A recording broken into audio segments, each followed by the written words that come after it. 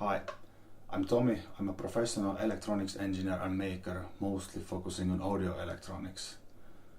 I've been running my website for a couple of years now, where I present my audio projects, and now I decided to open this YouTube channel as well, as sometimes it's just easier to make videos instead of writing long blog posts.